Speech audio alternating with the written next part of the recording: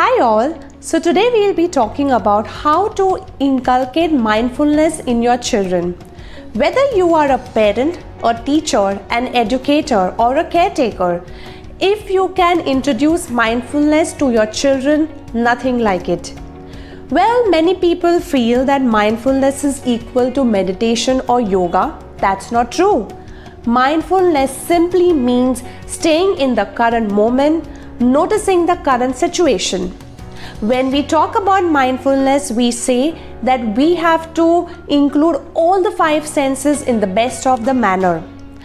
A child who learns mindfulness not only excels in academics, extracurricular activities, but they also learn how to regulate their own emotions. This in turn helps your children to fight the challenges in a skillful manner. Challenges in the sense any stressful event. And they can understand their own feelings and emotions in much better way. So here are a few tips which you can inculcate if you want to introduce mindfulness to your children. First and foremost, we need to teach our child to understand their own feelings. Feelings play a very important role in anybody's life. So my daughter, when she is excited, she comes and tells me that today I'm really excited and that's why I'm jumping on this sofa. So you see, this action and feeling is related to each other. Similarly, when you see older children, if they are sitting very quietly in a corner with their legs, like this, or probably they are just staring out of the window, many a times they don't know that they are sitting in that particular posture. Or probably they are just throwing things in rage. At that time, it's very important to intervene and ask the child, how are you feeling? And it's very necessary that they know the exact feeling, whether they are sad, angry, whether they are frustrated, whether they are feeling calm. So once they start understanding how they feel, they automatically are more mindful about their own action. Second, gratitude. It's so important that we teach our children to be thankful to so many things in their life. This is the one thing that I definitely teach to all the children who come for counseling session. It can be verbally or it can be in written form. If the child cannot think for anything in life, you can just teach them how to be thankful for their own life, for their own body. The fact that they can walk, the fact that they can talk, the fact that they can do so many things with their own body, make them realize. Of course, there are many other things that they need to be thankful about, but it is really very important that they mindfully think that okay, when they open that compass box and the fact that there are 3 pens, 4 pens lying in that box, they should feel gratitude about it. Tell them that at least thank one single thing in the life mindfully. And this is when their actual thinking process will go to the mindful gratitude procedure. So it's very important. Third is mindful eating. When the child starts eating mindfully, nothing like it. I have made an entire video on how to eat mindfully. Here is the link. You can press on this and see. So mindful eating should be done for all the meals, if not all, at least for one meal. In fact, one can eat a chocolate also very mindfully. Let's see how. So it can be done with any chocolate, a simple dairy milk over here. And the moment you open the wrapper, you hear this crackling sound over here. So you are activating your senses right from here. The touch, the bright color of the wrapper. I have seen so many children, they eat chocolate so happily and so mindfully. And you should encourage that. The moment you break the chocolate and the sound comes, tuck, and then you eat it. I've seen children taking the fragrance of the chocolate, and when you take the first bite of the chocolate, there are so many of them, adults or children, they actually relish it. There are so many ads which are seen of chocolates, wherein they actually show that a nice pretty girl is sitting and relishing the chocolate and taking the fragrance and enjoying. So that is what we mean by eating the chocolate mindfully. If your children love chocolates, give them the chocolate to eat in a mindful manner. So you're serving two purposes over here. One, of course, they are eating chocolate, whether they are taking with your will or without your will, but at the same time they are eating it mindfully.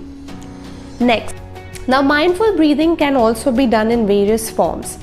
So one is if your child is good enough to sit in a comfortable position and they can just breathe in, breathe. Second is there are other ways, like for example, there is this 5-finger breath, wherein you just tell the child and he is putting a pointer finger over here and we are going like this.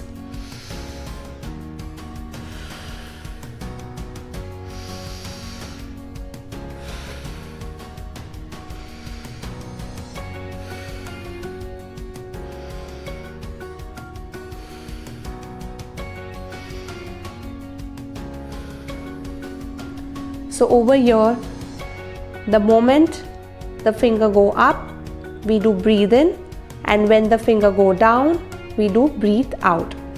Another activity is bubble. So if your child loves to blow bubbles, then they can simply take this, and this is also fantastic. Balloons. Blowing balloons of various sizes and removing the air from the balloon. If you can't find anything, then you can keep a candle and the child can simply blow the candle. So in candles also, first you can keep it over here, then you can take it little far and let your child blow it. Of course, it all depends on the age of the child. Another thing is you can take a straw and the child is blowing certain things with a straw. Or you just simply tear the paper and tell the child 1, 2, 3 and then you ask the child that how many papers are there, just see. So basically mindful breathing is wherein you are controlling your breath in some or the other way. There are innumerable activities which you can find out. Even playing some instrument like a flute, that's also a beautiful way of controlling your own breath and playing that instrument. Next, mindful playing. So play can also be done in a mindful manner, wherein the child is just concentrating in that particular game or in that particular sport. Most of the sports that we see, whether it's chess, badminton, or table tennis, or cricket, or basketball, all involve mindfulness. The moment the child can't hit that particular ball and it's gone. So they all are mindful sports. Now indoor, if your child can't go outdoor because of any reason, and if he's playing indoors, then for some time let your child just be involved in that particular game mindfully. That means please switch off your TV, please switch off your cell phones and let there not be any distractions, and let your child focus on that particular game. If the child is winning or losing, see how your child is feeling, the body, and ask your child, how are you feeling? I have seen so many children, they cannot see failures, especially in game like carom or a chess. The moment they are about to lose and you see the tension on the child's face, question them, ask them, what's happening? Why are you so nervous? What are you feeling right now?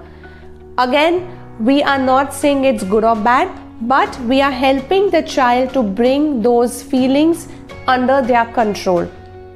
That is the reason why we say that you should introduce certain games which increases a kind of competition. So playing puzzles, different levels of jigsaw puzzles, cubes, they are an excellent form of mindful play. You see children, they are so busy involved in cube. That is why Rubik cubes is so popular. And the last one is mindful walking. This can be done in nature in a very beautiful manner. So you step out of the house, you see the number of trees which are there, the birds which are chirping. You look down and you notice the stones which are coming on the way. The child can pick up the stones. In fact, mindful walking can be done at beach, in the garden, or on any kind of road. The idea over here is that the child is walking in a very, very conscious manner, step by step. At least for a few minutes, you and your child should do mindful walking. And if it is not possible outdoor, then you can do at home also. So one example that I can give you is, when your child walks from the bedroom to your living room, ask the child how many steps are there when you are walking from this room to the other room, and then you tell the child to count the number of the steps. In fact, it can be done on the staircase also. Me and my daughter, we often do this. Whenever we go to any new place and we climb the staircase, we start counting the steps. So by the end of it, we know how many steps we have exactly climbed down or up. So this is a very beautiful mindful activity. So this is just one example that I'm giving you of walking in your room, climbing the steps. There are many other activities that we do in group. And above all, last but not the least, is role modeling. You need to first be a classic role model and apply mindfulness in your day-to-day life.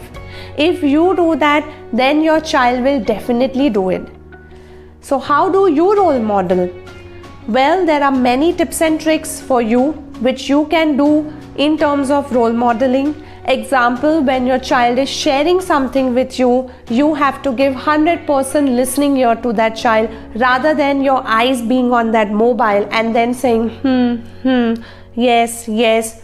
Or many a times I have heard parents say that when I'm cooking and the child wants to come and talk to me, and I tell the child that ruk jao, just wait for 2 minutes, let mama finish cooking, and I will come, and they shout and all. Instead of that, you tell the child that I'm cooking right now.